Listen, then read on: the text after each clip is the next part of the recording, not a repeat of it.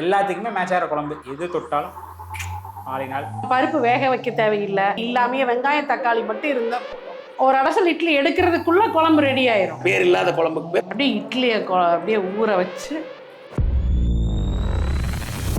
வணக்கம், வாங்க one pot ரெசிபியோட ஃபர்ஸ்ட் எபிசோட்.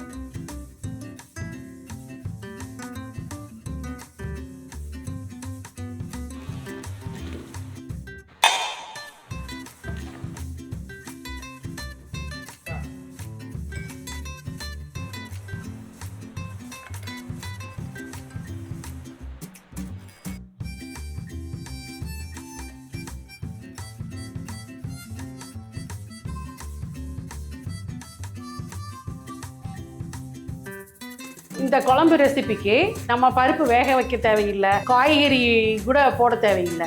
காய்கறி இல்லாமே வெங்காயம் தக்காளி மட்டும் இருந்தால் போதும். இட்லி உலையை அப்படியே வச்சுட்டு தக்காளி வெங்காயம் வணக்கணும்னா ஒரு அலசல் இட்லி எடுக்கிறதுக்குள்ள குழம்பு ரெடி ஆயிரும். என்னதுமா? இட்லி பாத்திரத்தை கூட இப்ப பாரு காமிக்கிறேன். இட்லி ஆகிறதுக்குள்ள குழம்பு ரெடி ஆயிரும். கண்டிப்பா இதை நான் நம்பணும். சரிம்மா, ஆரம்பிங்க பாப்பா. நானும் பாக்குறேன். நீங்களும் செஞ்சு பாருங்க. ரொம்ப ஈஸி, ரொம்ப சீக்கிரமா குழம்பு ஆயிரும். இப்போ நம்ம எப்படி செய்யறோம்னு பார்ப்போம். நம்ம உரிச்சு வச்சிருக்கிற வெங்காயத்துல இருந்து ஒரு 3 வெங்காயம் எடுத்துக்கலாம். அதை மட்டும் ஃபர்ஸ்ட் கட் பண்ணிப்போம். சரிம்மா, இந்த குழம்பு எங்க கத்துக்கு? இந்த குழம்பு நான் சின்னதா இருக்கிறப்ப எக்ஸாம் லீவ் விடுவாங்க இல்லையா, அப்ப சித்தி வீட்டுக்கு போனப்ப அவங்க பண்றதை பார்த்து கத்துக்கணும். நீங்களே உரமுறையா போய் தான் கத்துருக்கீங்க. ஆமா. தேவையான அளவு ஆயில் ஊற்றிக்கலாம். தேவையான அளவுங்கிறீங்களே, எவ்வளோன்னு சொல்லணும். ஒரு 2 டீஸ்பூன். வெங்காயம் வணங்குற அளவுக்கு இருந்தால் போதும்.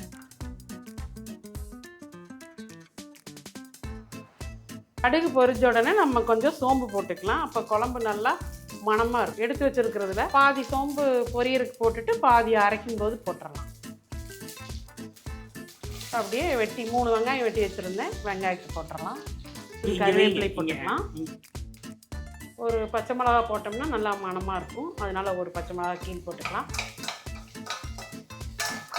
வெங்காயம் வணங்கிட்டு இருக்கட்டும். அதுக்குள்ளே அரைக்கிறதுக்கு போட்டுக்கலாம். ஒரு 4 வரமிளகா கிள்ளி போட்டுக்கலாம். அடுத்தது கொஞ்சம் சோம்பு, பட்டை ஒரு பாதி இப்படி போட்டுக்கலாம். ஒரு 3 கிராம்பு போட்டுக்கலாம். அப்புறம் இஞ்சி,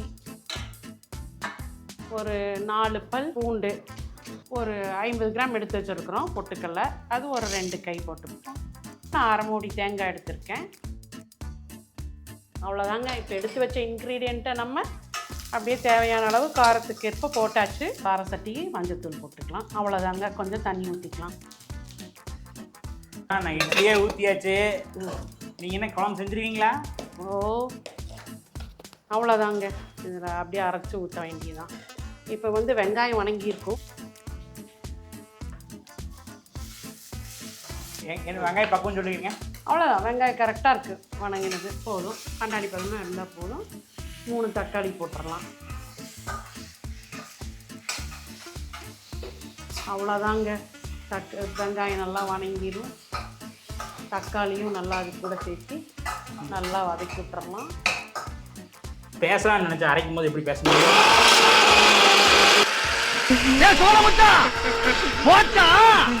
குளிக்கிறதா தெரிஞ்சுட்டு போயிடும். குளிக்கிது. தண்ணி ஊற்றிட்டு குளிக்கிட்டே ஈஸியாக இருக்கும். தக்காளி நல்லா வணங்கிருச்சுங்க. இது அரைச்சாச்சு, ஊற்றிக்கலாம். இந்த குழம்பு எனக்கு ஃபர்ஸ்ட்டு நீங்கள் எப்போ செஞ்சது தெரியுமா? நம்ம ஹோட்டல் வச்சுருந்தோம்ல, ஹோட்டல் முதல் நாள் அப்போ இந்த குழம்பு பண்ணீங்க. அப்போதான் அப்படியே அப்போ இருந்து ஃபேவரட் தான் நமக்கு இந்த குழம்பு. இது மனமே பார்த்தீங்கன்னா எப்படி இருக்கு? ஓப்பன் பண்ணோடனே அந்த மசால் வாசனை நல்லா வருது இல்லையா? அதான் இதுக்கு இந்த குழம்புக்கு தக்காளி வெங்காயம் வணங்கினா போதும். இது வறுக்க தேவையில்லை. அப்படியே அரைச்ச உடனே எடுத்து ஊற்றிடலாம். இப்போ தக்காளி வெங்காயம் நல்லா வணங்கிருச்சு. நம்ம இப்போ அரைச்ச விழுது இதில் ஊற்றிடணும். இப்போ தேவையான அளவு திக்னஸுக்கு தகுந்த மாதிரி நம்ம தண்ணி எடுத்து ஊற்றி கடலைப்பருப்புலாம் போட்டுக்கலாம். நல்லா கெட்டியே ஆகும். பொட்டுக்கடலை. பொட்டுக்கடலை. அதுதான் நம்ம எப்பவுமே தக்காளி குழம்புனா தலை வரைச்சி வணக்கி வைக்கணும், பருப்புனா வேக வைக்கணும். இப்போ இதெல்லாம் எதுவுமே செய்ய வேண்டியதில்லை. தக்காளி வெங்காயம் வணக்கி விட்ட உடனே நம்ம அரைச்சி வச்ச இதை எடுத்து ஆவி விடுது. இட்லி வெந்திருக்குன்னு நினைக்கிறேன். அப்போ நீங்கள் தோத்துட்டீங்களா?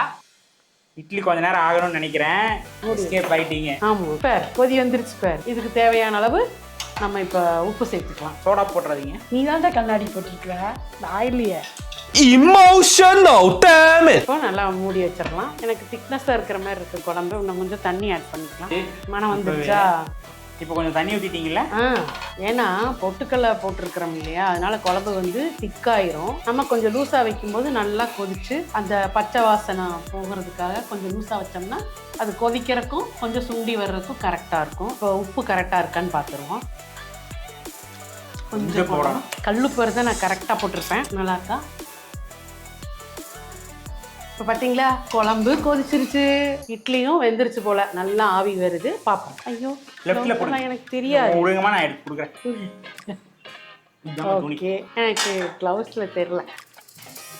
நல்லா வெந்துருச்சு. எடுத்துடலாம். இப்போ கொஞ்சம் மேலேயும் தண்ணி தொளிச்சிட்டோன்னா துணியில் ஒட்டாமல் அப்படியே அழகாக வந்து சுட சுட சாப்பிட்றதுக்கு ஆளு வந்தாச்சு கரெக்டாக. ஆமாம், அப்படியே எடுத்துக்கலாம். சரி, இந்த குழம்புக்கு என்ன பேர் அப்பா வச்சிருக்கிறாரு? அப்பா அனாமிக்கா குழம்புன்னு வச்சுட்டாரு. ஏன்னா எனக்கு அது என்ன பேருன்னு சொல்ல தெரில. அதனால அவர் எப்பவுமே அனாமிகா குழம்பு வச்சிருக்கியா அப்படின்னு கேட்பார். கரெக்டாக குழம்பு வச்சாச்சு. அவரும் வந்தாச்சு. அப்பா வந்தாச்சு. ஓகே, வச்சிரு. வீட்டுக்குள்ள வரையிலேயே அனாமிகா குழம்பு மன கமகமக்குது. உங்க அம்மா இன்னைக்கு என்னடா ஸ்பெஷல்? ஏங்க நீங்களே அனாமிகா குழம்புன்னு அதுக்கு பேர் வச்சு அதையும் சொல்லிட்டீங்க. Emotional damn it. உங்க அம்மா கிட்ட நான் அத்தனை தடவை கேட்டேன், இது என்ன பேரு? இந்த குழம்புக்கு பேரு காய்கறி ஒன்னைங்கானா அப்படின்னு. எனக்கு தெரியலைங்க. பார்த்த பேர் இல்லாத குழம்புக்கு பேர் அனாமிகா குழம்புன்னு வச்சிட்டேன். ஓகே சரி, இது எப்படி இருக்குன்னு டேஸ்ட் பண்ணி சொல்லுங்க. இப்போ பாத்துடலாம். இட்லி கூட மட்டும் சாப்பிடக்கூடாதுப்பா. தோசைக்கு மேட்ச் ஆகும். ஆமா, அது அந்த சப்பாத்திக்கு மேட்ச் ஆகும். மாமா புரோட்டாக்கு மேட்ச் ஆகும். அரிசி பருப்பு இல்ல தாளிச்சப்படி ஏதோ ஒன்று இருந்தா அதுக்கும் மேட்ச் ஆகும். புளிச்சோத்துக்கு செமையா இருக்கு. ஆளினால் குழம்பு. அனாமிகா குழம்பு ஆளினால் குழம்பு ஆயிடுச்சா? இப்போ சீக்கிரமா வச்சிடலாம். சீக்கிரமா வச்சிட்டியா நீ? ரைட், ஓகே, சந்தோஷம். எங்க சப்பாத்தி காணோம்? சப்பாத்தி மட்டும்தான் காணும்.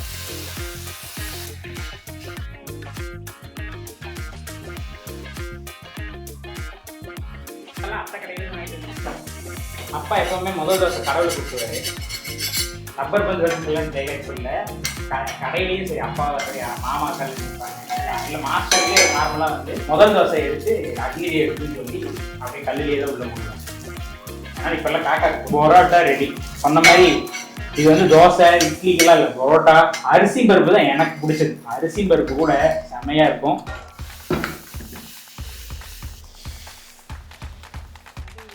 நானும் அம்மாவை தோசை போட்டோம்னா இந்நேரத்தில் 2 ஆள் சாப்பிட்ருக்கலாம். ஆனால் அப்பா பொறுமையாக பொன்னிறமா அழகாக ஒவ்வொன்றும் போட்டுருக்காரு. இவர் பேர் எப்படி அப்படியே மொறுன்னு தோசை போட்டார்.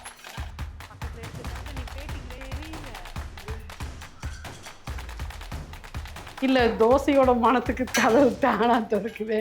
அப்பா ராசாவும் டேய் அண்டி எடுத்துடுறா ராசா. பாரப்பா, அவர் வந்தார் கரெக்டாக குழம்பாகிற நேரத்துக்கு வீட்டில் என்ட்ரி. கரெக்டாக அவர் செக்ஷனுக்கு தோசை மொறுன்னு சுடுறதுக்கு வந்துட்டார். பையங்களுக்கு ஆகிற மாதிரி. நாம சுட்டா வீட்டு சாதா சல் ஆளுக்கு 2 4 சுட்டு எடுத்து வச்சிருவோம். இப்படி பொறுமையாக உட்காந்து ஊற்றி ஒன்றொன்னா எடுத்துகிட்டு இருந்தால் என்ன ஆகிறது? 1 பார்ட் சீரீஸ் ரெகுலராக நம்ம நார்த்தங்க சேனலில் வரப்போகுது. அதனால் கண்டிப்பாக சப்ஸ்கிரைப் பண்ணுங்கள். இந்த மாதிரி சூப்பரான அவசரமான ரெசிபிஸ் நம்ம சேனலில் வரும். அது மட்டும் இல்லை, இது ஆக்சுவலாக என்னோடய ஃப்ரெண்ட்ஸு நிறைய பேர் ரிக்வெஸ்ட் பண்ணது.